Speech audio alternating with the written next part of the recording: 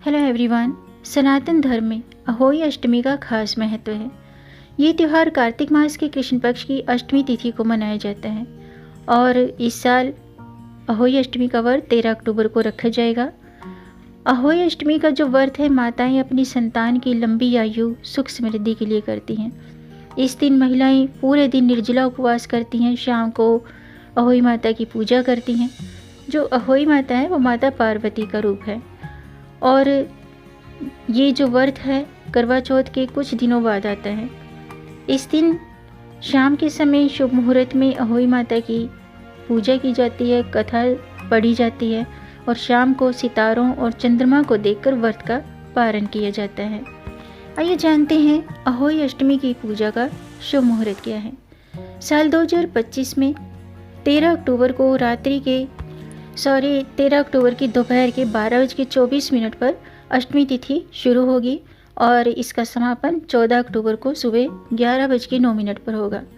इस दिन पूजा का शुभ मुहूर्त है शाम के 5:53 से शाम के 7:08 तक। इसके अलावा इस दिन कई शुभ योगों का निर्माण हो रहा है और तारों को देखने का समय है शाम के 6:17 से। चंद्रोदय का समय है रात्रि के 11:20 पर। आइए जानते हैं अहोई अष्टमी की पूजा विधि। दोस्तों, अहोई अष्टमी पर सुबह स्नान करके शुद्ध वस्त्र धारण करें और इस दिन काले, नीले, सफ़ेद रंग के वस्त्र न पहने। इस दिन लाल, पीले या ऑरेंज कलर के वस्त्र धारण करके व्रत का संकल्प लें। इसके बाद माता की आकृति गेरू या लाल रंग से दीवार पर बनाएं। सूर्यास्त के बाद तारे निकलने पर पूजन शुभ मुहूर्त में पूजन शुरू करें। फिर पूजा की सामग्री में चांदी या सफ़ेद धातु की अहोई और चांदी की मोती की माला, जल से भरा हुआ कलश, दूध, भात, हलवा, फूल और दीपक, ये सभी पूजा की सामग्री अर्पित करें। सबसे पहले अहोई माता की रोली से, फूल से पूजा करें और दीपक प्रज्वलित करें। माता को दूध भात अर्पित करें। फिर हाथ में गेहूं के 7 दाने और कुछ दक्षिणा लेकर अहोई माता की कथा सुनें। कथा के बाद माला गले में पहन लें और गेहूं के दाने और बायना सासू माँ को देकर उनका आशीर्वाद लें। फिर रात्रि में चंद्रमा को अर्घ्य देकर भोजन ग्रहण करें। अगर आप तारों को देख करके व्रत का पारण करते हैं तो मैंने आपको समय बता ही दिया है। तारों को देखने का समय है शाम के 6:17 पर। तो व्रत का पारण करने के बाद जो चांदी की माला है वो गले में दिवाली तक पहनकर रखें और दिवाली के दिन इस माला को निकाल कर जल के छींटे देकर सुरक्षित रख लें। इसके बाद घर के बड़े बुजुर्गों का चरण स्पर्श करके, पैर छू करके आशीर्वाद लें। आइए जानते हैं कि इस दिन आपको क्या करना चाहिए और क्या नहीं करना चाहिए। दोस्तों, अहोई अष्टमी के दिन व्रत के दौरान कुछ विशेष बातों का ध्यान रखना चाहिए। इस दिन मिट्टी से जुड़ा कार्य या नुकीली वस्तुओं का प्रयोग नहीं करना चाहिए, जैसे कि सुई है, कैंची है, इन चीज़ों का प्रयोग नहीं करना चाहिए। और तारों को अर्घ्य देते समय स्टील के लोटे का प्रयोग करें। व्रत के दौरान अपमान या नकारात्मक विचार मन में न लाएं और आज के दिन अपने बच्चों को मारे पीटे नहीं, डांटे नहीं और अपने बच्चों को पूजा पाठ के दौरान अपने साथ में बिठाएं। अब मैं अहोई माता की व्रत कथा शुरू करती हूँ। आप भी ध्यान से सुनिएगा क्योंकि व्रत में इस कथा का खास महत्व है। इस कथा को पढ़ने बिना या सुने बिना आपका व्रत अधूरा रह जाता है। तो व्रत कथा का खास महत्व होता है। आप भी ध्यान से सुनिएगा। प्राचीन समय में एक साहूकार था जिसके 7 बेटे थे और 7 बहुएं थी। साहूकार की एक बेटी भी थी जो दीपावली में ससुराल से मायके आई थी। दीपावली पर घर को लीपने के लिए 7 बहुएं मिट्टी लाने जंगल में गई तो ननंद भी उनके साथ होली। साहूकार की बेटी जहाँ मिट्टी काट रही थी उस स्थान पर स्याहू यानी कि साही अपने 7 बेटों के साथ रहती थी। मिट्टी काटते हुए गलती से साहूकार की बेटी की खुरपी की चोट से स्याहू का एक बच्चा मर गया। स्याहू इस पर क्रोधित होकर बोली, मैं तुम्हारी कोख बांधूंगी। स्याहू के वचन सुनकर साहूकार की बेटी अपनी सातों भाभियों से एक एक करके विनती करती है कि वे उसके बदले में अपनी कोख बंधवा ले। सबसे छोटी भाभी ननंद के बदले अपनी कोख बंधवाने के लिए तैयार हो जाती है। इसके बाद छोटी भाभी के जो भी बच्चे होते हैं वे 7 दिन के बाद मर जाते हैं।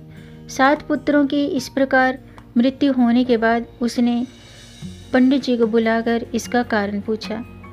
पंडित ने सुरही गाय की सेवा करने की सलाह दी।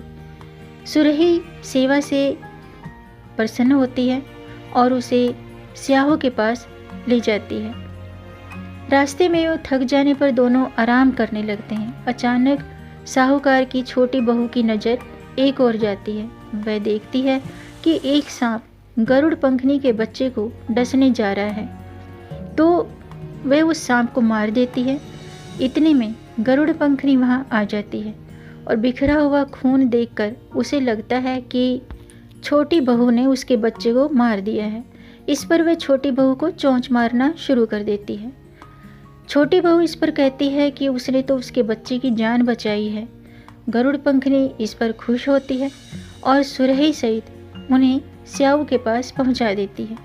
वहाँ स्याहू छोटी बहू की सेवा से खुश हो जाती हैं। प्रसन्न होकर उन्हें 7 पुत्र और 7 बहू होने का आशीर्वाद देती हैं। स्याहू के आशीर्वाद से छोटी बहू का घर पुत्र और पुत्र वधुओं से हरा भरा हो जाता है।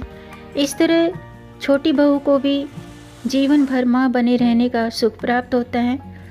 ऐसा कहा जाता है कि तभी से कार्तिक कृष्ण पक्ष की अष्टमी पर स्याहू का चित्र बनाकर उसकी विधि पूर्वक पूजा करने की परंपरा है। इसे अहोई आठे भी कहा जाता है। ऐसा माना जाता है कि अहोई माता देवी पार्वती का ही एक स्वरूप है जो संतानों की रक्षक है, संतानों की रक्षक देवी है। इसलिए महिलाएं अपने संतान के दीर्घायु, सुख और समृद्धि के लिए अहोई माता को प्रसन्न करती हैं। इस दिन दूध का सेवन नहीं करना चाहिए, पुरुष को भी दूध का सेवन नहीं करना चाहिए और मिट्टी से जुड़ा कोई भी कार्य या नुकीली वस्तुओं का इस्तेमाल नहीं करना चाहिए। मिट्टी खोदनी नहीं चाहिए। तारों को अर्घ देते समय स्टील के लोटे का प्रयोग करें और अपने बच्चों को डांटे नहीं, मारे पीटे नहीं। तो दोस्तों, आज का वीडियो मैं समाप्त करती हूँ। उम्मीद है आपको ये जानकारी पसंद आई होगी। अगर आपको ये जानकारी, ये वीडियो अच्छा लगा हो तो वीडियो को लाइक ज़रूर कीजिएगा, क्योंकि आपके लाइक से हमारा मोटिवेशन अप होता है, मुझे प्रेरणा मिलती है। तो वीडियो को लाइक ज़रूर कीजिएगा और इस जानकारी को आगे बढ़ाकर अपनी फैमिली में, अपने फ्रेंड्स में ज़्यादा से ज़्यादा शेयर भी कर दीजिए, ताकि औरों को भी इससे लाभ प्राप्त हो। और अगर आपका कोई प्रश्न है या कोई सुझाव है तो कमेंट बॉक्स में ज़रूर लिखिएगा। मेरे चैनल को सब्सक्राइब ज़रूर कीजिएगा ताकि आने वाली वीडियो देख सकेंगे आप सबसे पहले। वीडियो को अंत तक देखने के लिए आपका बहुत बहुत धन्यवाद। मिलेंगे नई जानकारी के साथ, तब तक आप खुश रहें, स्वस्थ रहें, अपना ख्याल रखें और अपनों का भी ख्याल रखिएगा। जय श्री हरि, हर हर महादेव।